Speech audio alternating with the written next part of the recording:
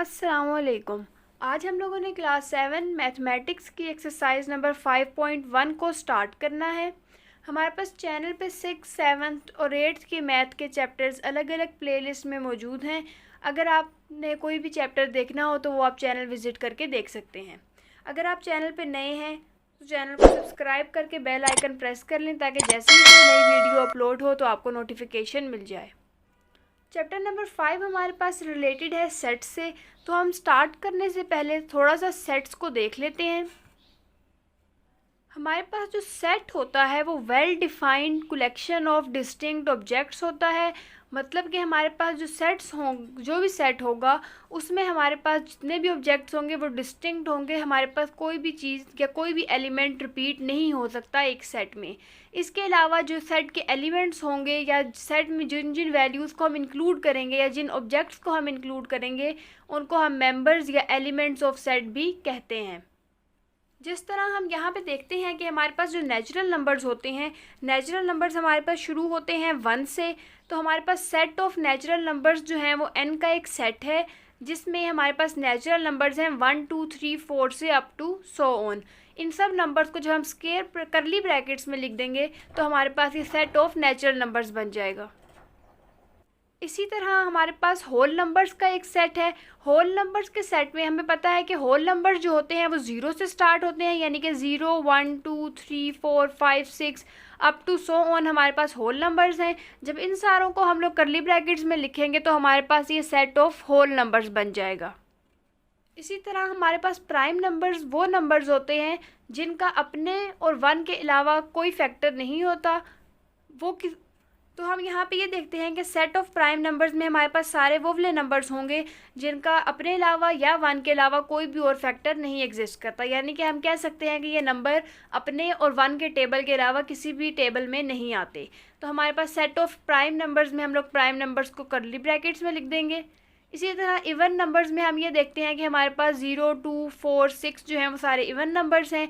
तो हम इन सारे नंबर्स को जब करली ब्रैकेट्स में लिखेंगे तो हमारे पास सेट ऑफ इवन नंबर्स बन जाएगा। ऑड नंबर्स में इसी तरह हम लोग ऑड डिजिट्स लिखेंगे। अब हमारे पास यहाँ पे इंटीजर्स में हम ये देखते हैं कि हमारे पास इंटीजर्स जो होते हैं वो पॉजिटिव भी होते हैं और नेगेटिव भी होते हैं। नंबर लाइन के अगर हम राइट पे मूव करें तो हमारे पास पॉजिटिव इंटीजर्स होते हैं और अगर हम लेफ़्ट पे मूव करें तो हमारे पास नेगेटिव इंटीजर होते हैं। तो हम जब सेट ऑफ इंटीजर्स लिखते हैं तो उसको हम z से यूजुअली रिप्रेजेंट करते हैं और इसमें हमारे पास पॉजिटिव और नेगेटिव इंटीजर्स दोनों आते हैं, यानी कि 0, +-1, +-2, +-3, इसी तरह +-4, +-5 आगे चलता रहेगा। सेट ऑफ नेगेटिव इंटीजर्स में हम इस सेट में से सिर्फ और सिर्फ नेगेटिव नंबर्स जो है उसको इंक्लूड करेंगे सेट ऑफ नेगेटिव इंटीजर्स में, यानी कि -1, -2, -3, -4 इस तरह से। इसी तरह सेट ऑफ पॉजिटिव इंटीजर्स में हम लोग सिर्फ और सिर्फ पॉजिटिव इंटीजर्स को इंक्लूड करेंगे, नेगेटिव को इग्नोर कर देंगे। तो हमारे पास यहाँ से 1, 2, 3, 4 up to so on set of positive integers आ जाएगा। जब भी हम सारे किसी भी सेट के एलिमेंट्स को करली ब्रैकेट्स में लिख देंगे तो वो हमारे पास सेट की नोटेशन होगी और सेट को यूजुअली हम लोग कैपिटल लेटर से ही रिप्रेजेंट करते हैं। अब हम अपने क्वेश्चन नंबर 1 की तरफ चलते हैं। हमारे पास क्वेश्चन नंबर 1 है, for each of the following sets show all the elements of set. हमारे पास ए सेट है जो कि पॉजिटिव इंटीजर्स हैं बिटवीन 5 एंड 9। हमने इसको सेट की नोटेशन में लिखना है।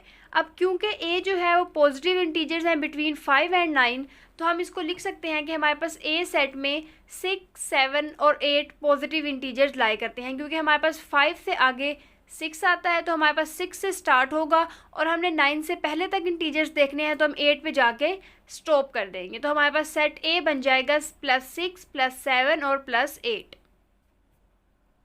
सेम इसी तरह हमारे पास पार्ट 2 है, B is a set of common multiples of 2 and 3। इसमें हम लोग ये देखते हैं कि हमारे पास मल्टीपल ऑफ 2 होते हैं 2, 4, 6, 8, 10 आगे चलते जाएंगे। इसी तरह मल्टीपल्स ऑफ 3 हमारे पास ये हैं जो कि अप टू सो ऑन है। अब इसमें हमने क्योंकि कॉमन मल्टीपल्स ऑफ 2 एंड 3 देखने हैं तो हम इसमें ये देखते हैं कि जिस तरह हमारे पास 12 2 के मल्टीपल्स में भी है और 3 के मल्टीपल्स में भी है तो हमारे पास एक कॉमन मल्टीपल आ जाएगा 12।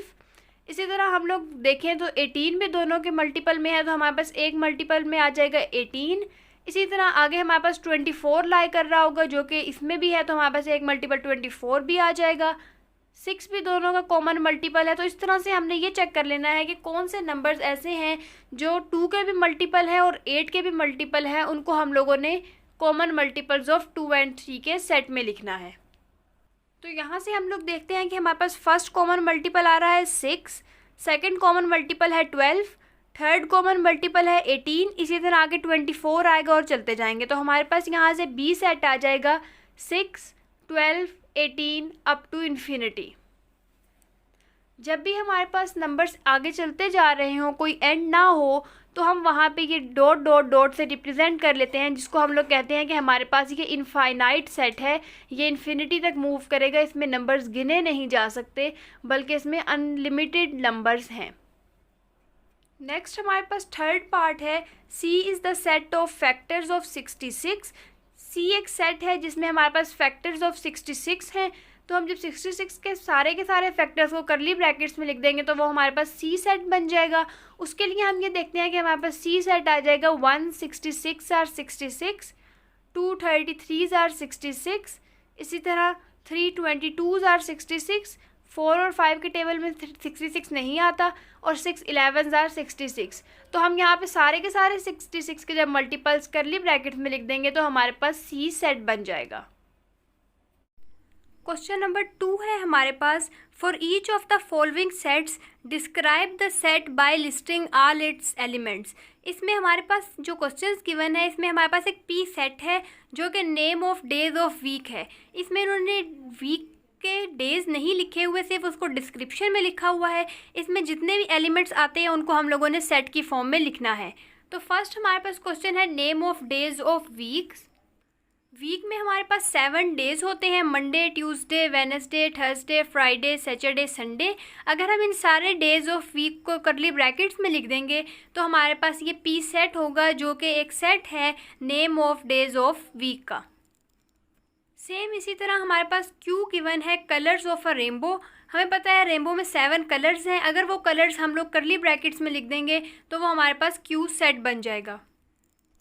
तो यहाँ से हम अपना क्यू सेट बना लेंगे ब्रैकेट्स में, violet, indigo, blue, green, yellow, orange और रेड। रेनबो के सारे कलर्स हम लोग इस सेट में लिख देंगे तो हमारे पास ये set of colours of rainbow बन जाएगा। सेम इसी तरह हमारे पास पार्ट 3 में गिवन है ओड नंबर्स बिटवीन 10 एंड 26। 10 और 26 के दरमियान में जितने भी ओड नंबर्स आते हैं हमने वो लिखने हैं। तो आर सेट में हमारे पास आ जाएगा 11, 13, 15, 17, 19, 21, 23 और 25। क्योंकि 26 से पहले तक लिखने हैं तो हमारे पास 25 लास्ट ओड नंबर बनेगा। इसी तरह हमारे पास सेट 4 है, फैक्टर्स ऑफ 15। एस हमारे पास फैक्टर्स ऑफ 15 है। 15 के फैक्टर्स लिखने के लिए हम करेंगे 1 15 आर 15 और 3 5 आर 15। तो हमारे पास 15 के ये फैक्टर्स बनेंगे। अगर हम इनको करली ब्रैकेट्स में लिख लेंगे तो ये एस सेट बन जाएगा। लास्ट पार्ट है हमारे पास, T is the set of multiples of 3 between 1 and 14। एक टी सेट है जिसमें हमारे पास मल्टीपल्स ऑफ 3 हैं 1 और 14 के दरमियान में। तो हम यहाँ पे जब टी सेट लिखेंगे तो उसमें हमारे पास आ जाएगा 3, 6, 9, 12। मज़ीद आगे हम लोगों ने नहीं लिखना है क्योंकि हमारे पास मल्टीपल 1 और 14 के दरमियान में थे। तो 3 के हमारे पास 1 और 14 के दरमियान में ये 4 मल्टीपल्स आते हैं।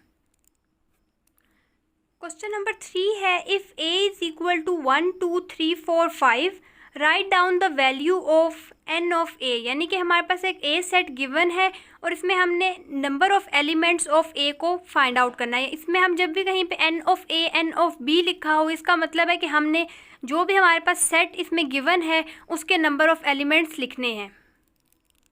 अब इस क्वेश्चन में क्योंकि हमें जो a गिवन है वो है 1 2 3 4 5, इसमें जो नंबर ऑफ़ एलिमेंट्स हैं वो भी 5 हैं। तो n ऑफ a यानी कि number of elements of a का आंसर हमारे पास आ जाएगा 5।